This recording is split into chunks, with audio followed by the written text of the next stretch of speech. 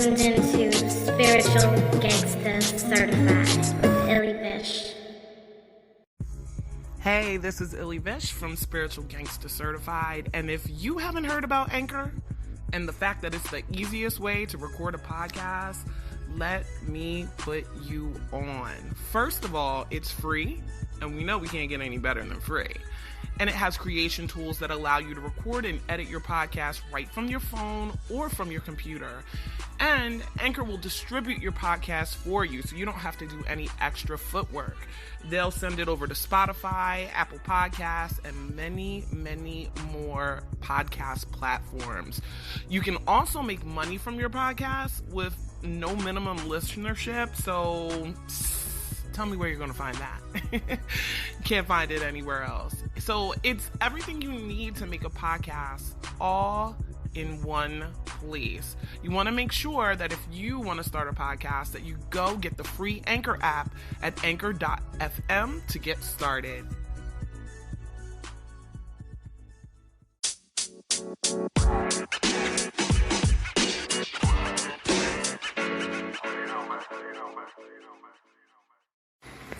So hey everybody, I know it has been a very long time. A very long time indeed.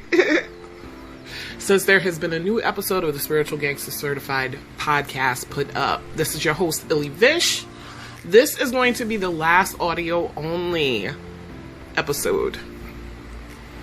We're now transitioning into doing the audio portion as normal on all the platforms that one would usually have reached the podcast. But now we'll be having video. So that will move over to the YouTube channel and on Facebook. Some of that content will be available, as well as exclusive content that's available on spiritualgangstercertified.com. So I hope everybody has been okay. I know this has been an unprecedented year, and you know, there's like these buzzwords that people are using that drive me crazy, and that's one of them, and I just used it. It's been an unprecedented year in these times of uncertainty. Like, it's really nothing to make fun of, but the reason why I'm laughing is because, like, I literally feel like those terms have been used to death.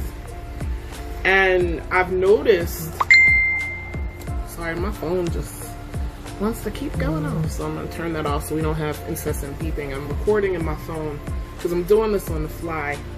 By the way, today is October 5th. It's around 6:30 p.m. Eastern. And it just touched on me that there was a lot that I wanted to talk about.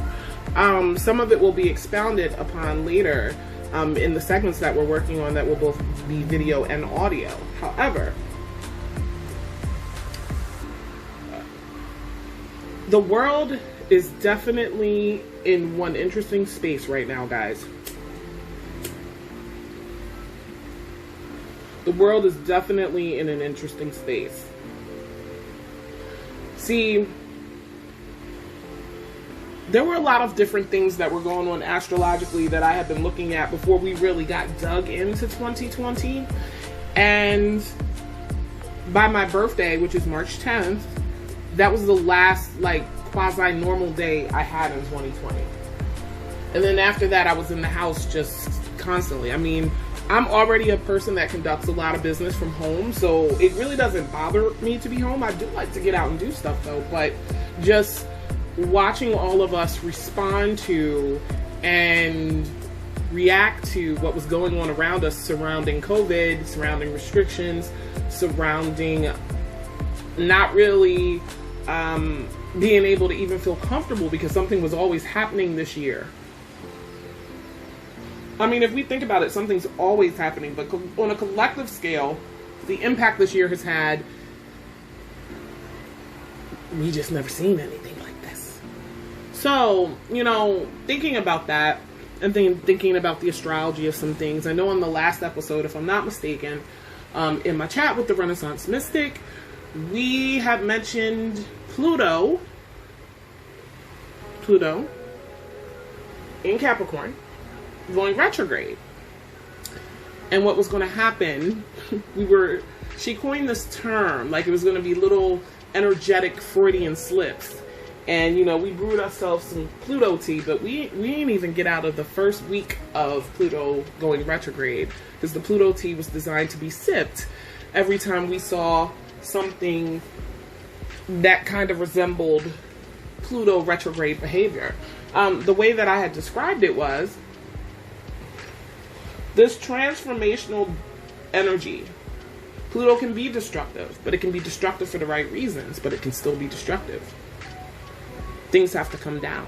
In Capricorn, that's structures, rules, government, all types of different things are associated. You can look up some of these keywords in something that I can release to you guys, another workbook that I've created. But essentially, it would be as if you had a glass that was already a little bit more than half full of water. And even if I slowly just dropped half a drop of water in there every now and again, if I just kept it going, eventually, if I didn't stop putting water inside of it, it would overflow. The nature of retrogrades seems to operate in a similar way. And since we're talking about one, I mean, there's plenty to talk about, because Saturn just came direct too. We can talk about that too. But Pluto retrograde. How in the world, when, I mean, if we're looking at, you know, the as above, so below concept associated with astrology and with just life. It's a hermetic principle. But when we look at that, if we can see patterns through the study of astrology through different time periods, you know, while certain transits were occurring, we're always able to recognize like some similarities when certain things are going on. So when planets are in retrograde motion, instead of, and it's written like this a lot, I'm sure you guys have seen it, instead of the energy of the planet flowing in its natural expression, it's now kind of pushed back into itself. So they would say it's mirroring down here with each of us as that energy being pushed back into us. The transformative energy of Pluto. Pluto that rules Scorpio. Pluto that is Hades. See, it ruling Scorpio energy and it being in Capricorn is a very interesting thing, and I'm going to explain why. But you got Pluto, which is basically Hades, and then Capricorn, it's the devil card, Saturn. The devil in hell, the devil playing around in hell. Now, of course, I say these things almost in a figurative sense, but what does the devil playing in hell look like in general? That's just when it's Pluto in Capricorn. What does that look like for you? Like, I can honestly pull my birth chart and tell you guys. Pluto, it went into Capricorn in 2008. That was the year that things changed a lot for me. I was in my Saturn return. And Pluto started transiting my third house. And it was on my moon immediately when it went into Capricorn. I have a 3-degree Capricorn moon. By the time it got to 13 degrees and 2 minutes of Capricorn, it was entering my 4th house. Since Pluto has been in my 4th house, like, these are the different ways you can see how planetary transits are going to manifest in your life, especially depending on what's going on. The amount of times I've moved, and I've said this before, has been ungodly. Pluto is just like, don't get settled, oh, break the structure, next, Phoenix rise, go to the next place. I swear. But when we're talking about Pluto and the transformative power that we can gain from it if we use it, and granted, we could use it positively or we could use it negatively. It's up to us. We don't blame things on the planets. That ain't how it goes. The planets compel. We get a mirror of what's occurring astrologically here. But we still have free will. So how we utilize the energies we're given, it would be similar to me saying, if you looked on Chopped, they're given a basket of ingredients. I don't care what kind of restaurant that person has, what their specialty is, how good their food is. The judges aren't going to their restaurants and eating and judging them on what they make at their restaurants. No, they're having to use the contents of that basket. And using the contents of that basket, well, you're judged on that. So that's kind of what the time frames are like when, well, transits are always occurring. Something's always going on. But specific to us speaking about Pluto, it being in the sign of Capricorn and then it going retrograde, this inner transformation seems to occur for a lot of people regarding their own boundaries and rules and structures that they had for themselves. You know, for me, it going through my 4th house means that, you know, it was also allowing for transformation within my family and my relationships with my mother and women. So those things too. So when you guys hear me tell you to check your chart, see where something is going on, that's to see what area of life you're impacted highly by this energy. But then because of aspects that Pluto may be making to other places in your chart, there's other places you'll feel it too. But it at least gives you a starting point, you know? So anyway, Pluto retrograde, that transformative energy push within. What transformation have you been feeling? What's your internal revolution? Because a revolution isn't going to happen unless something falls. Something gets destroyed. There's something to take down and make something different. When we go down into Hades, what happens? You know, when you look up Greek myths and such, what is that process? How does that correlate to our lives? What we begin to see, if we pay attention, is that through these cycles, the inner transformation is what we get for the retrograde. And then when Pluto goes direct again, it is now traveling over the same area at first that it retrograded over.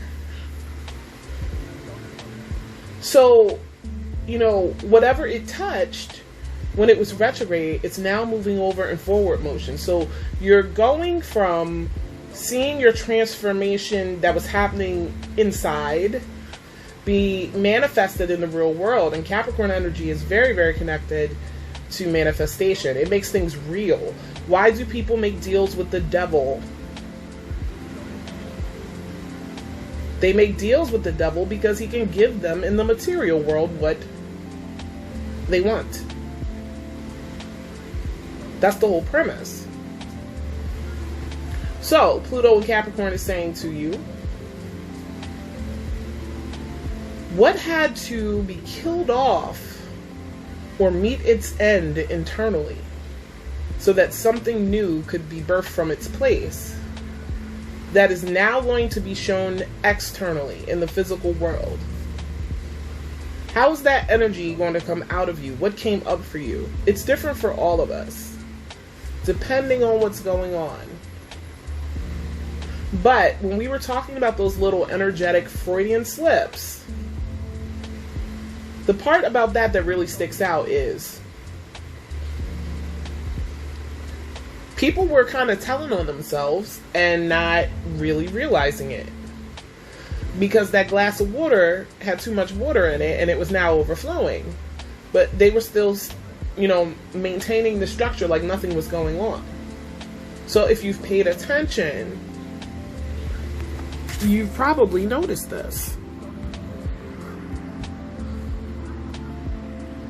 Like, people's responses to you are often, if you really pay attention, oh my God, like,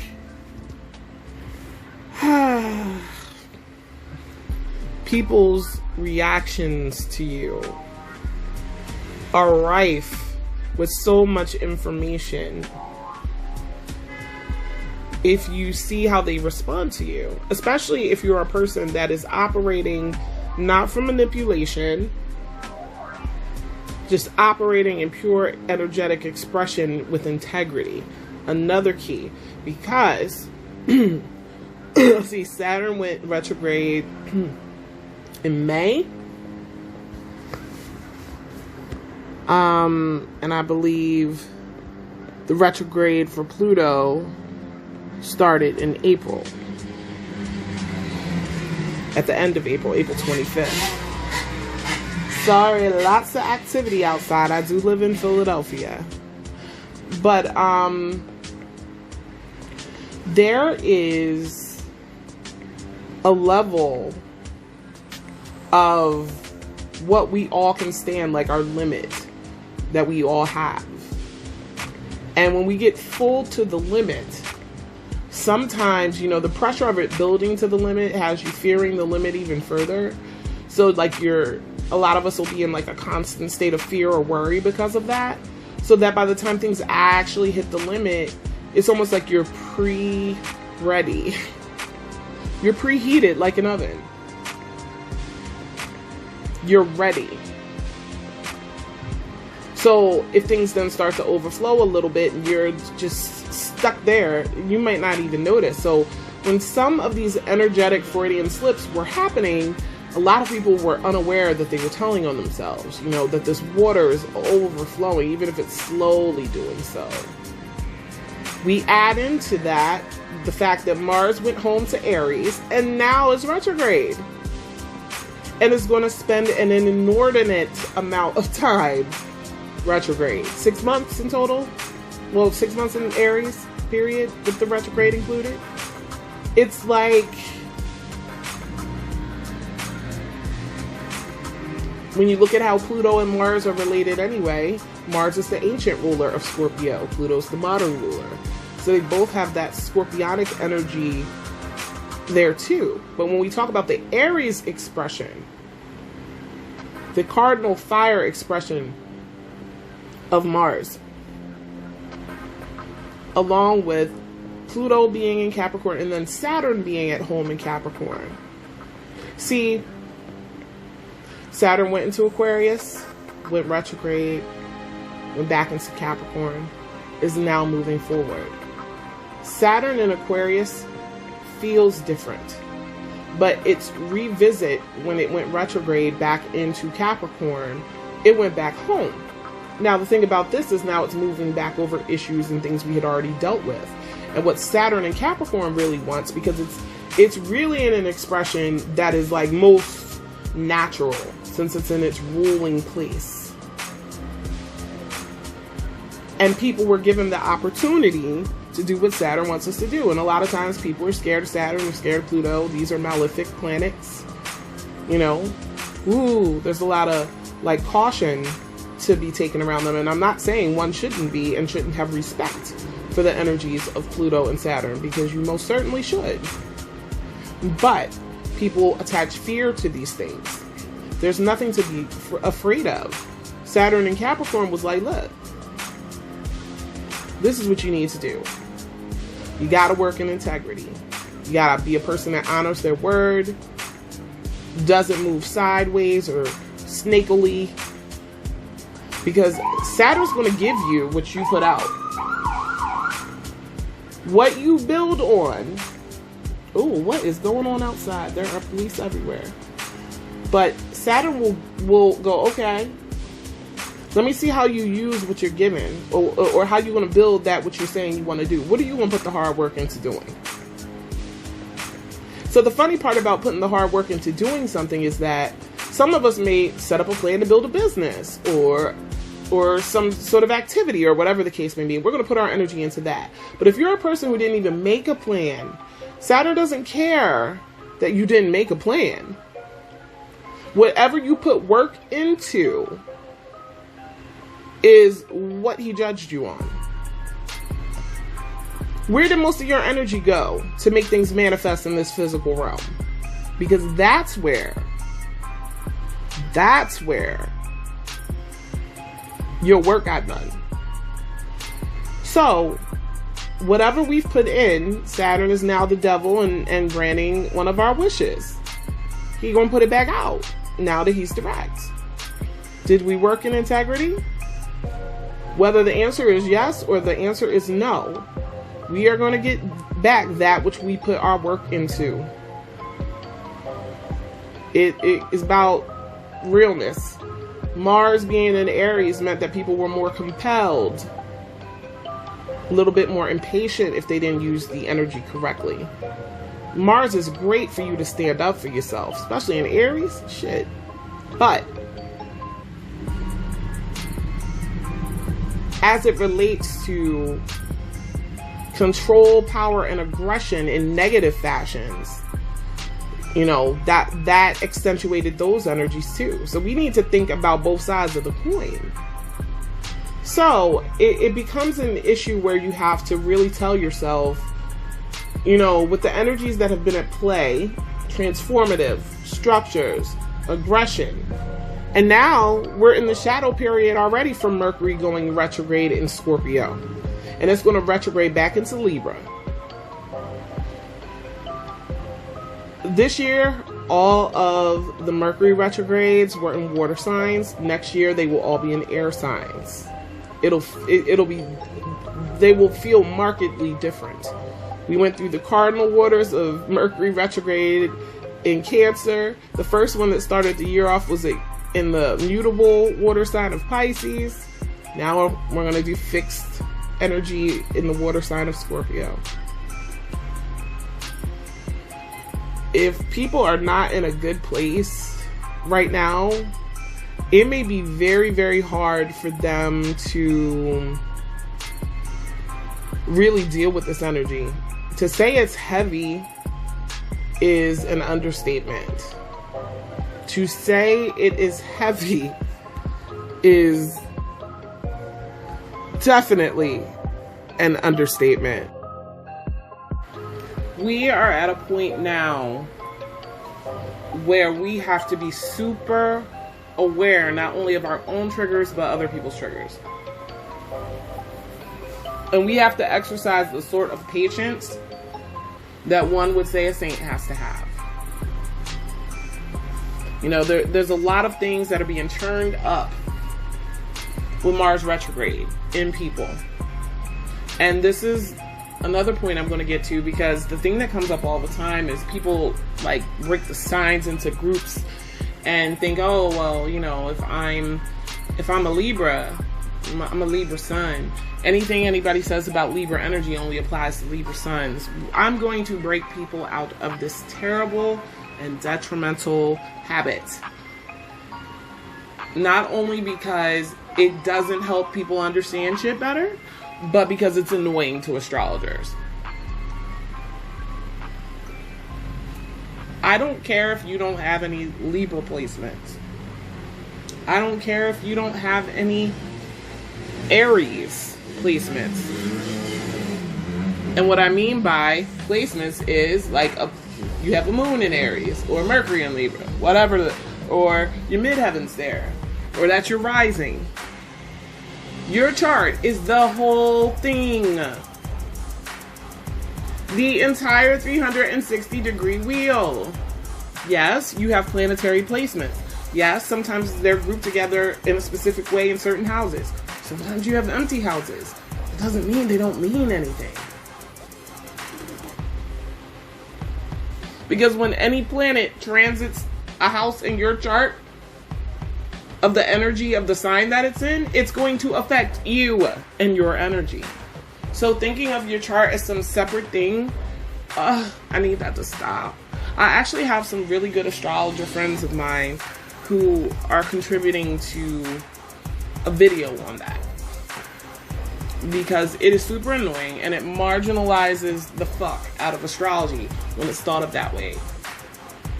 We're not saying there's only 12 kinds of people. This shit gets complicated. And some people don't treat it as such. Complicated, but for a good reason.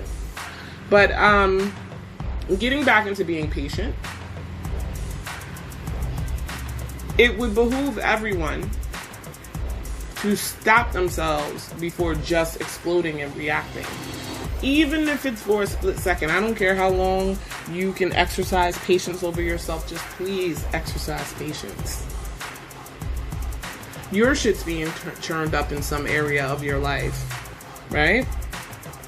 Other people's shit is being churned up in other areas. Like for me right now, I love using my own chart, if I have to, as an example. Pulling up the current transits. So Mars is retrograding through my 7th house.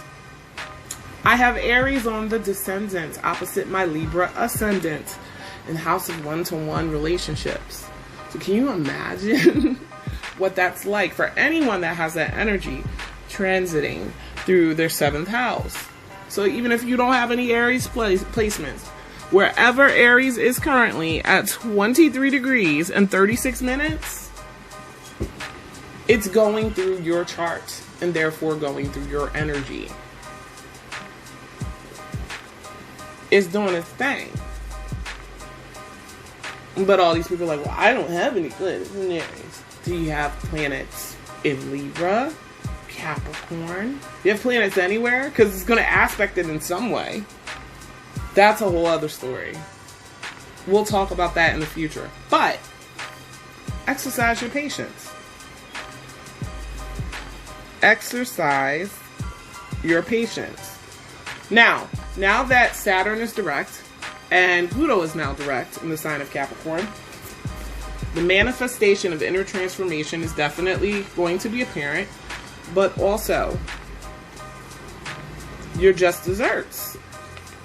What did you ask the devil for while Saturn was retrograde? What did you say to him you wanted? What did you put your work in to? That's how you let him know what you want. Think about that, because it's coming back up. I felt compelled to pull out some cards. I'm going to pull from 3 decks.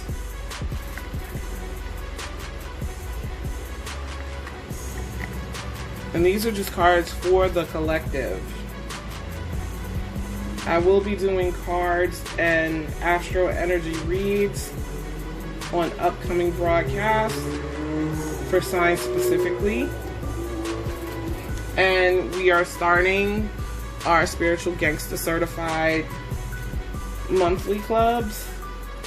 If you want more specific information, there's different levels that you can join on to get specific and special content that is more relevant to your chart, so that, you know, these transits will be easier to navigate. Now, first card I'm pulling is from the Ask and It Is Given cards deck, based on the Ask and It Is Given book by Esther and Jerry Hicks with the help of Abraham. Now y'all want to see when I'm on camera shuffling. I am terrible at this. I'm terrible at shuffling. I get it done though somehow. So, cutting the deck.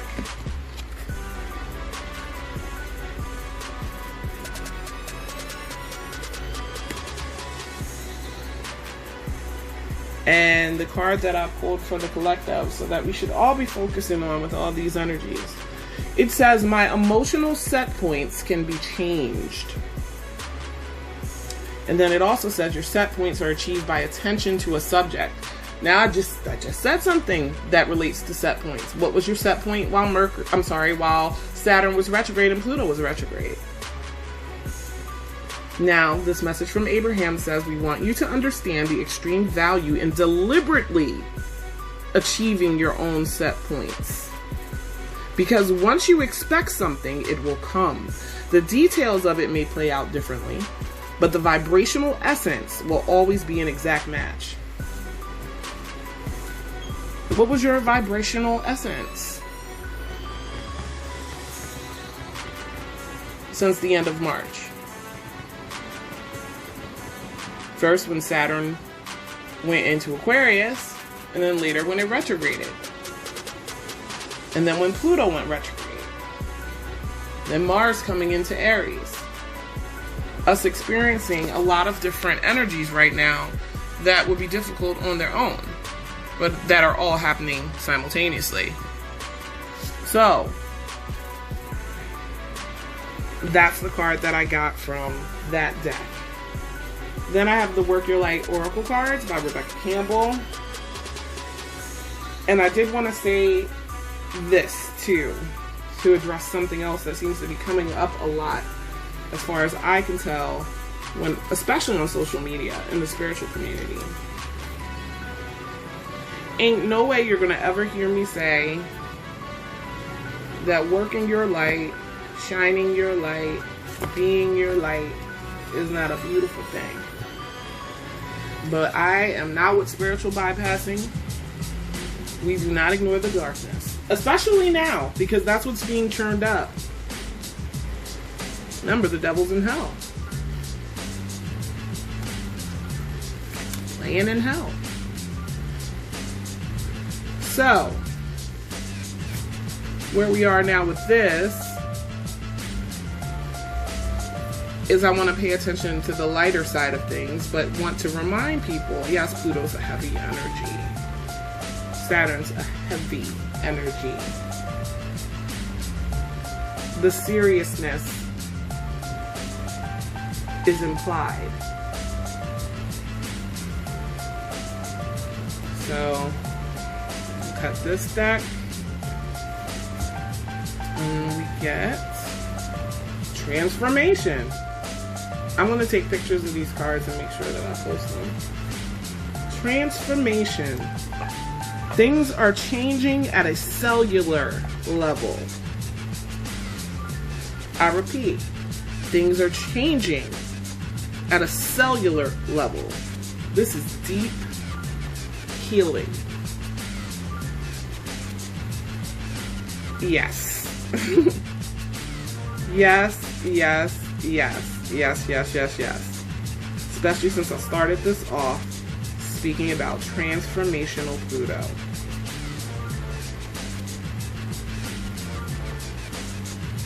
Things are changing at a deep cellular level. Everything that was the way that it was at the beginning of the year, we're not going out of the year with things the same way on a deep transformational level. Again, this is different and specific for everybody in its own way. But what has occurred for you, I would say from March until now, the end of March until now, look to those things. If you've really been paying attention, which you'd be surprised how many of us do not, especially if you're caught up in some sort of grind in life, no matter what that grind is, that you stay so committed to that you don't slow down and pay attention to what's actually going on around you. You're charging through every day, that sort of thing. But if you've actually been paying attention to what's been going on, if you've been looking around and feeling the things that have been coming out, paying attention to what's been going on with other people too, being observant, it should be apparent there's a lot churning under the surface for folk. Like, a lot. And we don't have the luxury, I mean, I guess some people do, have the luxury of not paying attention to what's going on for any reason. It behooves us all at different points to give a shit about what's happening, at least about something. I know there's a lot of people that consider themselves the sort of people who do not care what everybody else is doing. Even if you're one of those sort of people, you still have to interact with people. So I'm sure that you've noticed tons of things. We're going to see who has a problem or who has had a problem with boundaries. That's a really big theme that keeps coming up. Who has a problem with restrictions? What does that look like? You know, how is that manifesting in the lives of the people that you know?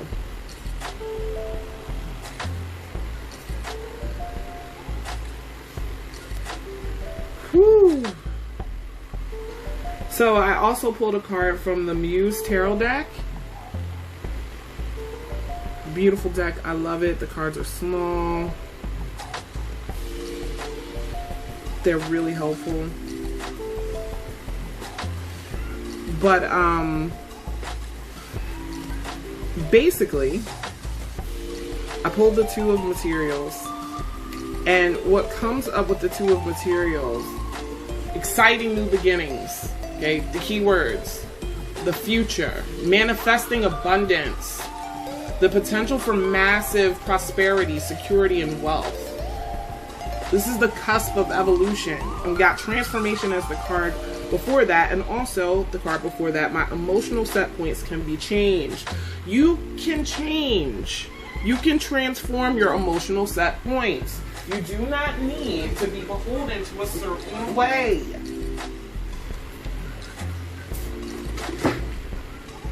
You do not need to be stuck.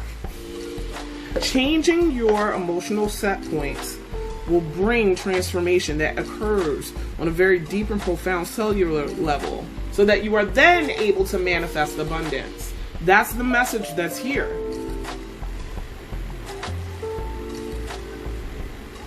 There's a little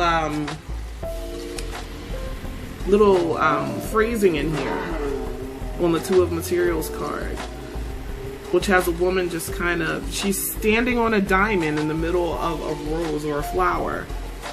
And then her head's back, she has one leg raised, and she's comfortably holding on to flowers. She's got it.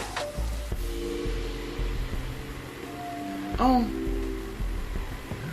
You're going to be having to balance responsibility, though.